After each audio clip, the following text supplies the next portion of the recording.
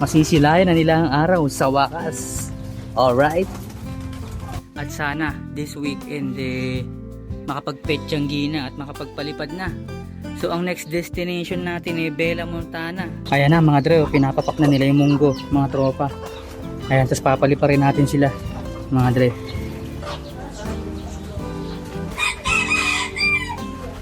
Maambon na ulit mga dre. Ayan. At kahit pa paano nakaramdam ng init yung mga kalapate natin. And speaking of init, napisa na yung itlog ng Serbian Iranian mga dre. Actually pupunasan ko lang sana kung yung sistema ko dito mga tropa, yung aking tracker mga dre, dapat yung isa 13 pa lang. Ayan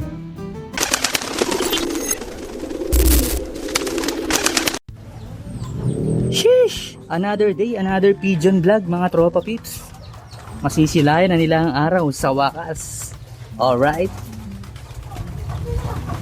So ngayon magpapakain ako ng magbibigay ako ng munggo sa kanila. Protina at fiber mga dre. And then paparondahin ko ulit sila after how many days? Isang linggo no? Pero dun sa loob ng isang linggo mga dre, naparonda ko sila ng umuulan. Kaso nga lang, nung pagbalik nila hindi ko na videohan, basang-basa sila mga dre, as in kawawa sila, no? Pero siyempre another challenge yun sa kanila. Kapag nalagpasan nila yung ginawa nilang yun, napagtagumpayan nila, sa mga susunod na ulan, kakayanin pa nila mga tropa. Ayan, so dito naman sa mga breeder natin, ito fertile ang itlog nila, effective ang ginagawa natin na Wing Master na may halong sunflower seed at safflower seed. Dito naman dalawa yung nag-fertile, sana ma-hatch lahat.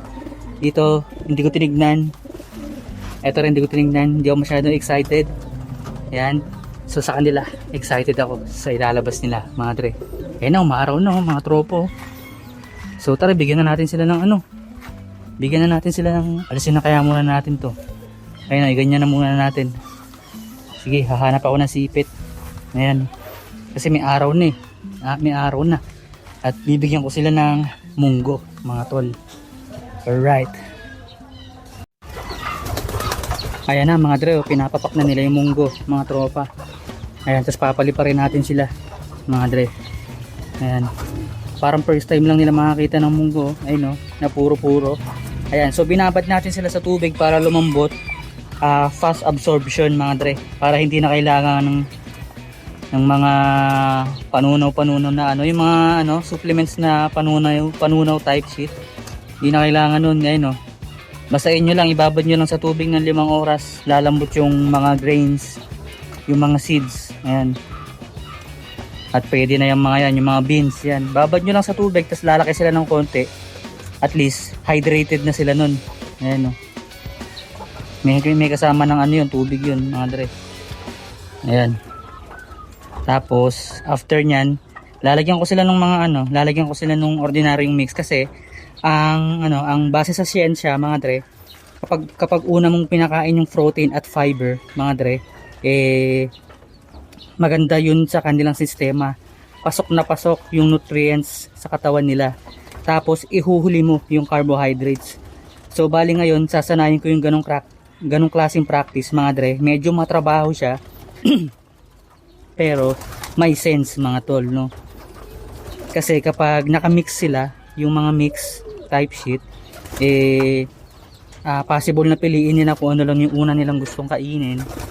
At ang nangyayari hindi nila masusunod yung principle na gano'n, na protein muna, fiber, tapos huli yung carbohydrates mga dre. Ayan mga dre, yung regular na pagkain nila na yan, nagba-blurred, luma na yung cellphone natin mga tol. Ayan so yun na yung regular na pagkain nila mga tol. Yan, what the f is going on with this camera? Tapos after nyan, parondahin na natin sila para mamaya na sila bumalik mga tropa. Bahala na ako tumambay sila, hindi nagmamatter sa atin yung mga ganun type shit, no mga dre. Ayan, hindi tayo karerista at hindi natin kailangan ng mabilisang pagpasok, no mga tol. Tinetrain natin sila para maging traveler mga tropa, at walang time limit doon. Kaya mamaya na kayo o siya, sara ko muna. Tinitrain ko sila para maging traveler, para paliparin sa bawat travel destination na ginagawa ko. Kaya hindi na kailangan ng landing board, hindi na kailangan ng anong tawag dito, hindi na kailangan ng landing board, hindi na kailangan ng teka, ano kasi yun, hindi kasi wala kasing kwenta sa akin yun, hindi nagmamatter sa akin yun, kaya hindi ko maalala eh. Utang trapdoor mga dre, ayan.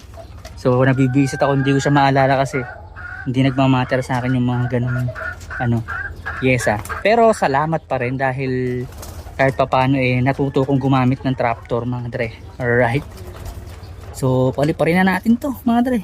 Ayan, so dun sa mga umaasa pa rin na magkakarera ako, pasensya na po, hindi ko maaabot yung expectation nyo. Okay, sige, habang may araw paliparin na natin sila. Uy, nainom ka pa ba? Bilisan mo. Pero naronda na ba to? Ang alam ko kasi, sa bagay, merong isa dito na nakatape. Ayan, nakatape pa yung pakpak nyan mga dre. Tapos eto, nakatistis dahil stock bird siya, matanda na siya nabili. At hindi na para hiwalay siya sa dyan na lang, sama na lang siya dyan. Okay, sige, hindi naman na nainom, naglalandi na lang. So tara, parurondahin na natin to. Gigil na sila, gigil na gigil, gigil na gigil.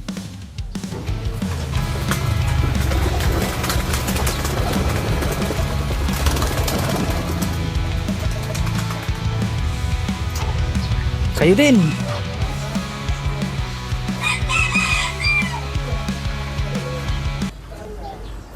Yung oregano natin dito, buhay na buhay nakatayo na tayo mga tropa.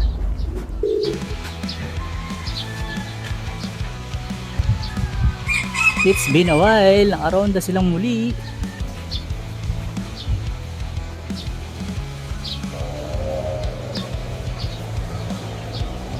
So yun lang, paikot-ikot lang silang ganon mga dre. Ayan.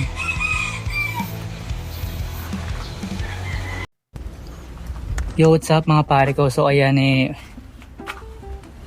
umaambon na ulit mga dre. Ayan. At kahit pa paano nakaramdam ng init yung mga kalapate natin. And speaking of init, merong isang naliligo dito sa kanal. Ayan ang sala rin Ayan So hindi pa pala sila na satisfied dun sa sunod-sunod na ulan mga dre. Ayan, to the point na andungis niya, kinailangan niya pang maligo sa kanal dito. Ayan. So kailangan ko rin palang diskarte to kasi nga madalas ko nga silang makita dyan, nagliligo sila dyan, nagtatampisaw sila dyan may lumipad pa. Gusto pa yata nilang rumonda. Ayan, so kailangan kong gawa ng paraan to na hindi sila tumambay dyan mga tropa. Kadiri Hindi lang siya yung nakita kong naliligo dyan. Yung mga ibang kalapate kapag mga ibang araw nakita ko naliligo din siya dyan. Ayan, dungis, ganda pa naman sana ng kulay. Ayan, yun sila. Tambay tambay mga tropa. Ayun sa Romoronda. Ayun, sumunod na kayo dun. Yun sila, Romoronda yung iba. Sinasamantala yung panahon na medyo hindi na nabuhos yung ulan. Sulitin na natin to. Ayan na mga shish. Ano ba isa? Naiwan yata. Hindi sila kompleto mga dre. Ayan, tinamad na yung iba. Lagkit ba naman ito isa na-stuck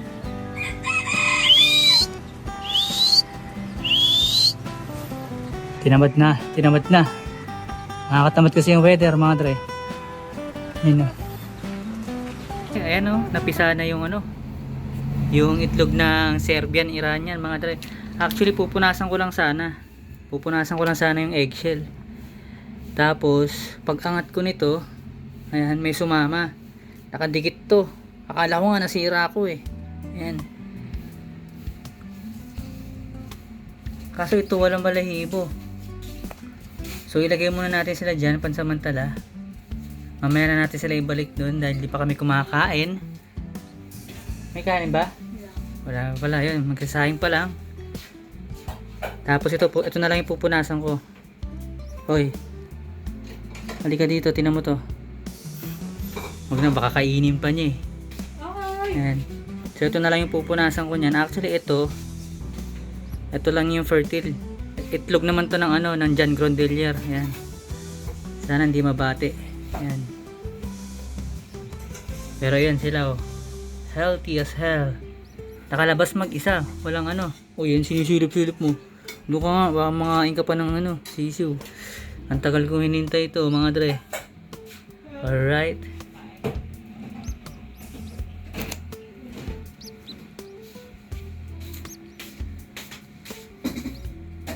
Walang balahibo yung isa masyado. Basa pa kasi. Oo, baka basa.